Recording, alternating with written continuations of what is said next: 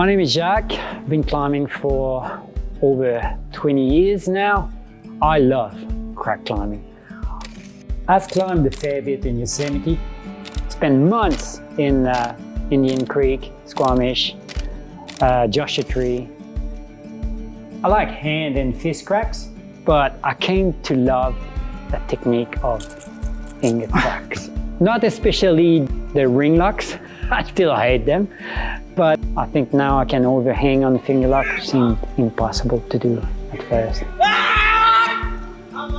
I named the climb Mother Earth because of the way I was teaching the girls how to reduce the impact, and every time we would throw rubbish in the bin, we'd say, "Sorry, Mother Earth."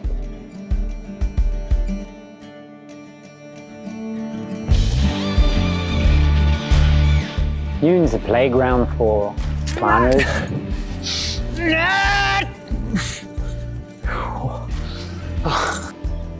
Bushwalkers, canyoners,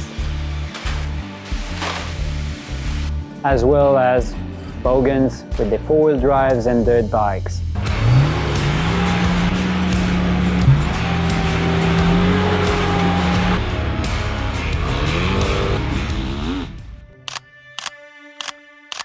The region has been widely affected by logging, bushfires, mining, including sand and coal, as well as a general disrespect for the bush by people going out camping and burning rubbish, like boats being burned. I could see the fiberglass lying around, tires, batteries. People are changing their oil out there, leaving it. They just come out there camping and leave their tent because they just buy a cheap tent and can't be bothered packing up.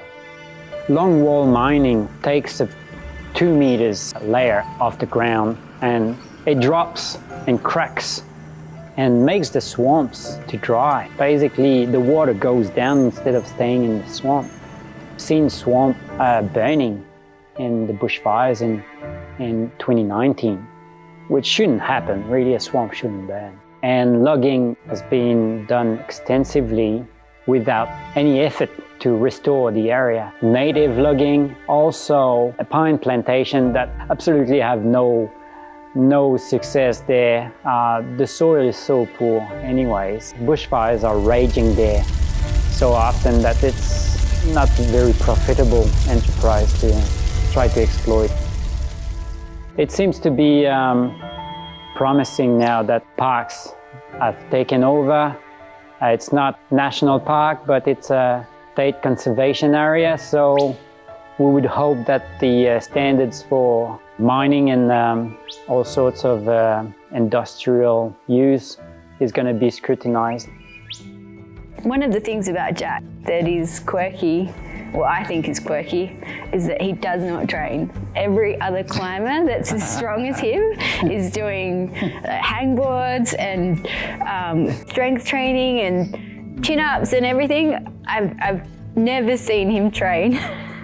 Just don't like it. So his strength is purely from climbing itself. I counted the tries I've done. I think it's around 76, so maybe about 30 days of effort. But that's up to ping point. I stopped counting at ping point. How many days it took me to red point, I do not know from ping point.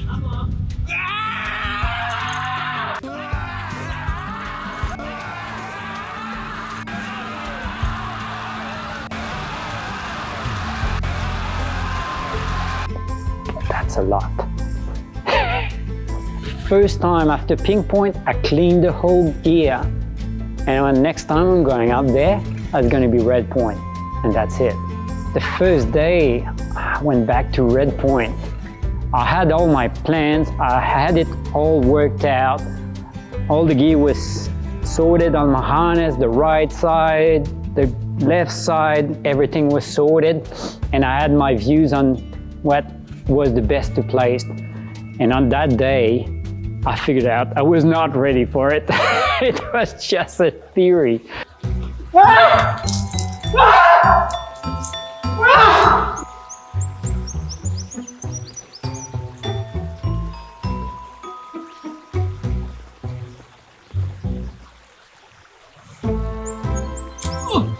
really hot.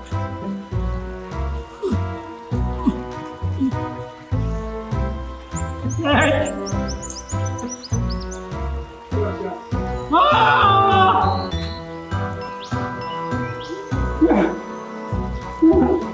This is very nice to see my gig popping on my way. Oh, how's that meant to feel?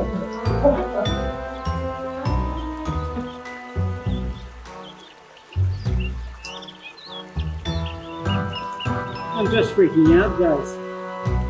You know, oh, fuck, I'm on the verge of vomiting, man. I hope I'm gonna burp or vomit. I'll see if I can place more gear, which I don't think I have.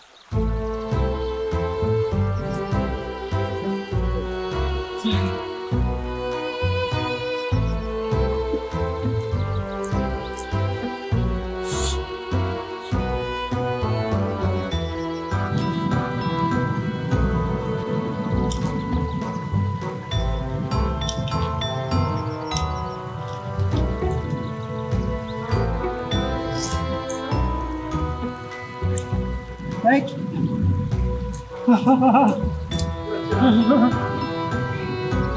Wrong side. Oh.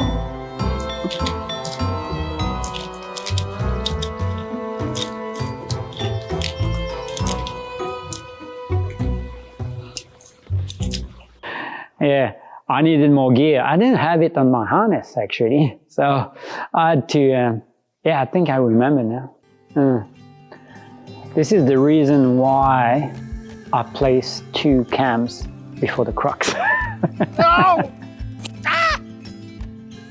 Some people might mistake me for a bold climber doing those big whippers on tiny little cams.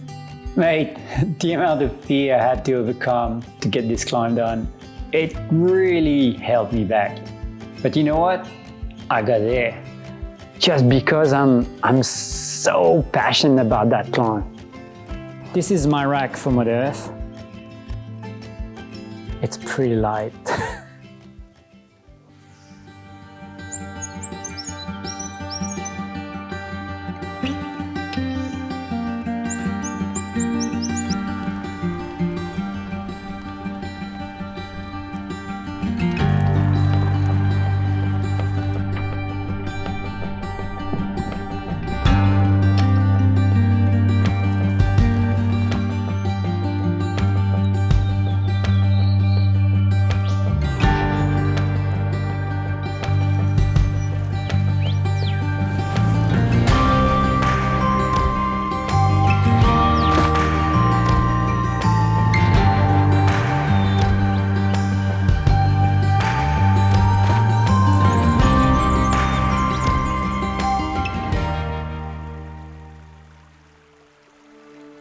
The climb starts from an axis anchor, and that's where you reach super high to a pinky lock. With my short span, it's very, very stretchy for me.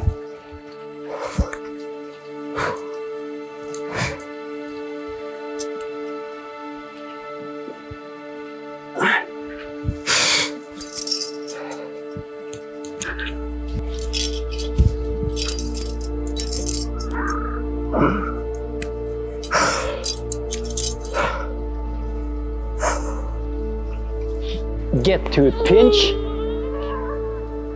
You get from that pinch with the pinky lock, you pretty much mantle on it and you fly your feet around. That pinch becomes a side pull and you go for a pocket there, and then you cross into a Gaston that allows you to rock over and get another pinky lock.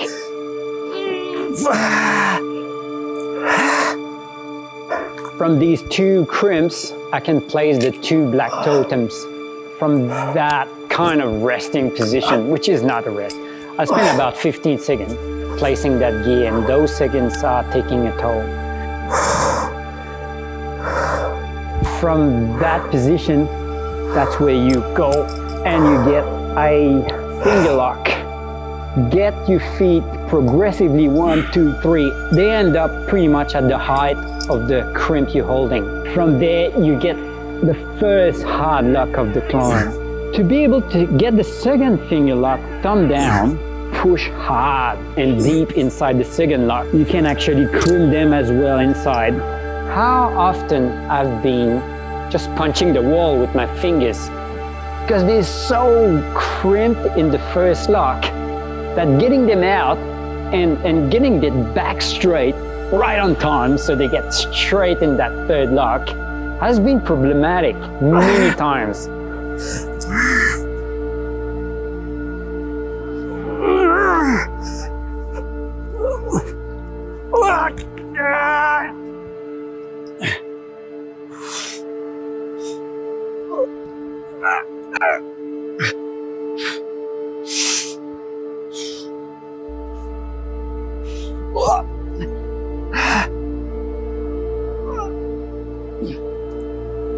That's where you get to a rest.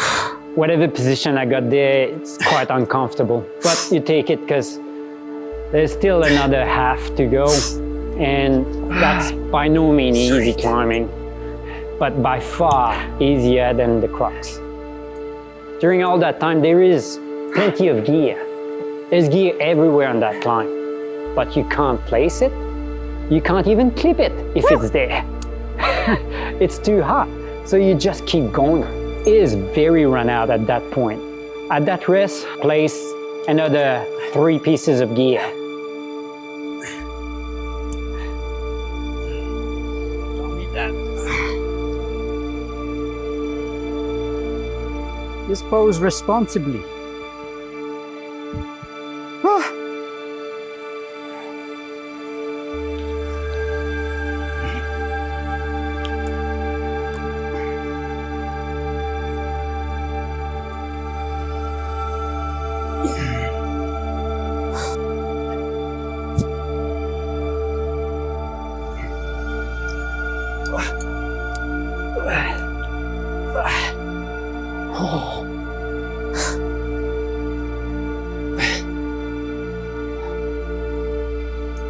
That's good enough.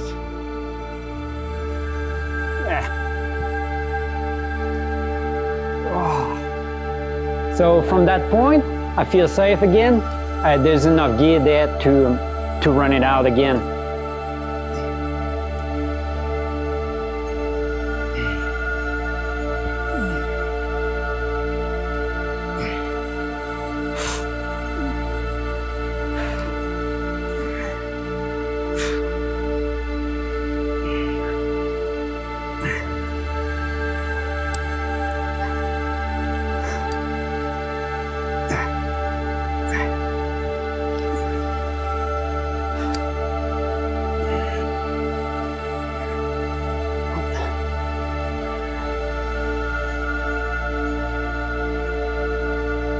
There are very delicate moves after that. You got to heel hook, rock over, and then get that micro crimp. It's like nothing, but the way you kind of rock over, it's almost lap climbing. So from there, you kind of side pull on top of your head. It requires a bit of tension. I think from that point, this is it. The climb is pretty much done.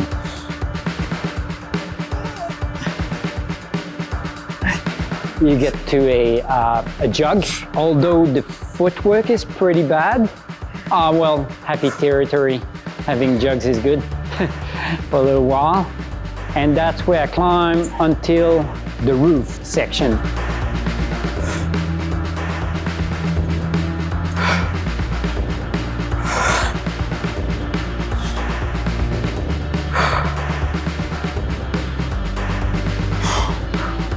In the roof section, I can finally place some gear, and number 2 Camelot fits best, but I chose to fit in an intricate placement a red Camelot there, but an ultralight. It's all a matter of weight, saving weight.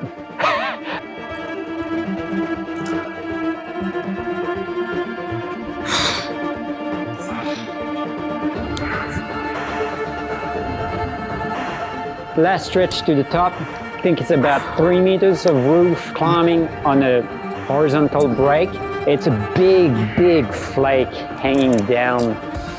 And that flake is making a noise. Basically, if you tap it, it's huge, but it makes that boom, boom. Bit stressful, but you know, I'm light. And then you get a delicate exit on a hole that calls snappy. It's a hole that you don't want to hammer down because that's the only hole. And you just got to trust it. It's a bit stressful because you're really well established with the heel hook there and it's deep in, so you hold yourself tucked in, and if that hole snaps, you just, I would say you're in trouble. And then you're out in the groove. It's not pleasant climbing, but it's quite easy. Can't see shit.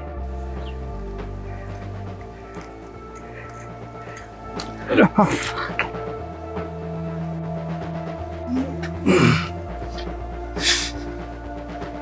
I'm falling. You got another 5 meters of that to the end, where I get my hand on top of that big fat branch and get out of there. Alright, let's run out.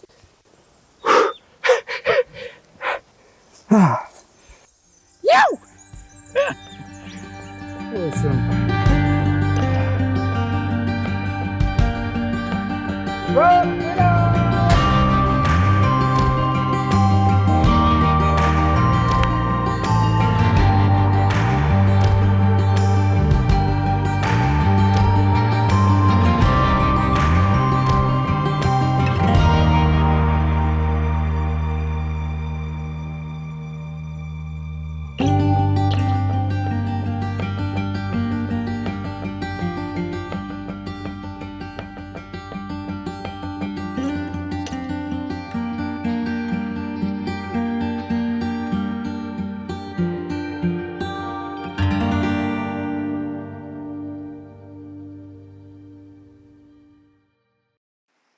Man, I can barely steal my fingers are numb. It's so intense. Even the end being over gripping so much. But that's what I've been waiting for. Rob below! You! Thanks, Ben. My pleasure, Jacques. Thanks to all my belayers. Thanks so far, my little girls, my family. Been there since day one. Mother Earth.